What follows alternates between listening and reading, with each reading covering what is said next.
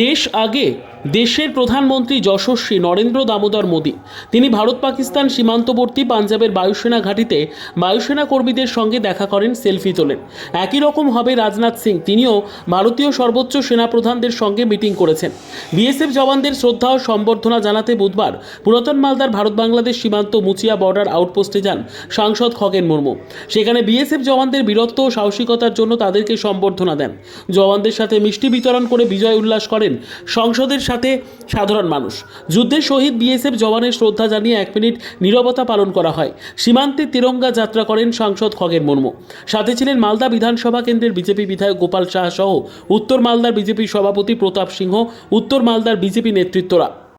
সম্মানীয় বিধায়ক মাননীয় গোপাল চন্দ্র সাহা আছেন, আমাদের জেলা পরিষদের সদস্য আছেন জ্যোৎস্না সরকার, প্রধান পলি দাস আছেন এখানে। এছাড়া আমাদের সমস্ত কার্যকর্তা, আমাদের এখানকার উত্তর মালদা সাংগঠনিক জেলার সম্মানীয় জেলা সভাপতি মাননীয় প্রতাপ সিং আছেন, আমাদের মণ্ডল সভাপতি এখানে আছেন আমাদের শঙ্কর মণ্ডল।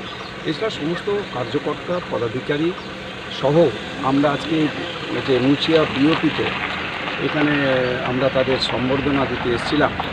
এত দেশের জন্য, দেশ সেবায় যেভাবে তারা নিজেদের জীবনকে উৎসর্গ করে দিয়ে তারা দেশের 140 কোটি মানুষকে রক্ষা করবার জন্য যেভাবে তারা বর্ডারে দাঁড়িয়ে আছেন, যে বর্ডারে দাঁড়িয়ে থেকে মোকাবেলা করছেন, যে পাকিস্তানি যে সমস্ত ওখান থেকে যে যত রকমের আক্রমণ করেছেন সব প্রতিহত করেছেন এরা।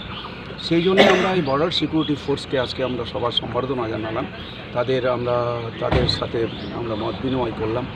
এবং আজকে আমরা এখানে এই বর্ডারে যেখানে দাঁড়িয়ে আছি, আমাদের এই মালদাতে এখানে আমাদের প্রায় এখানে 800 কিলোমিটারের মতো জায়গা, যেটা এখনও পর্যন্ত ফেন্সিং দেওয়া সম্ভব হয়নি আমাদের জমির কারণে। এখানে জমি দেওয়া হচ্ছে না। আর যেভাবে আমরা দেখছি যে সেন্সিটিভ এরিয়াগুলোতে সেখানে হচ্ছে এয়ার ডিফেন্স যে সিস্টেম যেটা চালু হয়েছে, আমি এখানে আমাদের মাননীয় প্রধানমন্ত্রী নরেন্দ্র মোদীজি এবং আমাদের যে এখানকার হচ্ছে যে স্বরাষ্ট্রমন্ত্রী এবং রক্ষামন্ত্রী, তাদের কাছেও আমি এখানে আবেদন জানাবো যে আমাদের মালদা এটা হচ্ছে সেন্সিটিভ এলাকা, এখানেও যদি এয়ার ডিফেন্স সিস্টেম যদি এখানে লাগানো যায়, এই এয়ার ডিফেন্স সিস্টেম যেভাবে হচ্ছে আমাদের কাশ্মীরের ওই সমস্ত যে সেন্সিটিভ এলাকাগুলোতে আছে, তাহলে আমরা সেই সিস্টেমটা এখানে লাগু হলে অনেকটাই এই যেটা বাংলাদেশ, আমাদের একদম বাংলাদেশ বর্ডার, যে কোনো মুহূর্তে এখানে তারা সহজেই এখানে আমাদেরকে আক্রমণ করতে পারে এখানকার মানুষকে, সেটাও প্রতিহত করা সম্ভব হবে। আমি এই আবেদনটা।